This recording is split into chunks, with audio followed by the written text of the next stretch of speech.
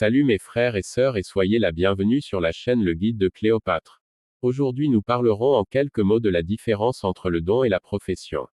La profession est le métier pratiqué par un individu après avoir étudié et s'être fait former par un professionnel. Professionnel ne signifie pas toujours avoir eu des gros diplômes comme on l'a fait comprendre aux Africains, mais avoir la maîtrise dans la pratique d'un métier. Une fois l'apprentissage terminé dans un domaine précis, alors, ce domaine en question est votre profession. Et dans la formation, on en distingue deux types. La formation académique ou professionnelle qui ont lieu dans des instituts ou établissements spécialisés en la matière. Aux sorties de ces établissements, les apprenants sont détenteurs d'un parchemin, diplôme ou attestation ou tout papier confirmant leur passage et fin de formation en ces lieux. Elle est beaucoup plus théorique.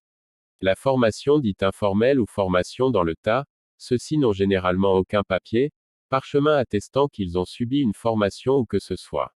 Ils se font former dans la masse, en observant d'autres faire, en imitant et en utilisant leur propre intelligence pour en tirer des leçons concernant le domaine. La formation dans la masse nécessite plus d'efforts car rien ne vous est acquis d'avance, mais c'est à vous de chercher à comprendre. Ceux-ci ont généralement un quotient intellectuel plus élevé. Elle est essentiellement pratique.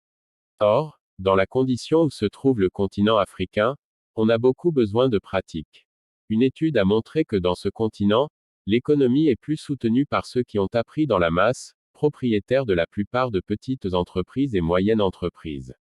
Le don désignait toute compétence qui vous a été transmise dès la naissance. Celle-ci ne nécessite pas un quelconque apprentissage pour s'exprimer et produire des résultats dans son environnement. Les dons sont purement d'ordre spirituel car aucune explication ne justifie le fait qu'un individu pratique une activité dont on n'a jamais apprise, que ce soit dans la masse ou dans un institut approprié. Même s'ils peuvent compléter leurs dons par des connaissances académiques, ces personnes détenteurs de dons sont généralement à l'origine des créations et des inventions les plus surprenantes dans tous les domaines de la vie humaine. Dans certaines contrées telles qu'en Afrique, les religions se sont arrangées à ternir leurs images.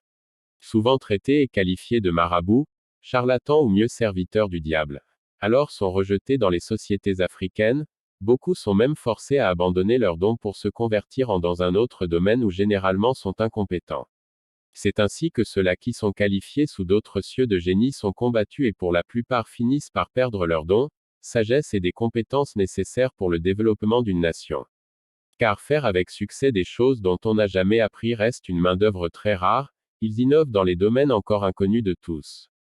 Pas difficile de se rendre compte à quel point les Africains sont complètement perdus. Les réalités d'ailleurs sont inversées chez eux. En Afrique, la tradition reste et demeure le principal siège des pratiques. L'art de faire tel que nos ancêtres faisaient reste une source de sagesse qui est aujourd'hui délaissée au profit des sciences étrangères dont l'efficacité dans notre environnement reste vaine due à la mauvaise foi, mais qui s'est déjà développée avec les sciences ou technologies venues d'ailleurs.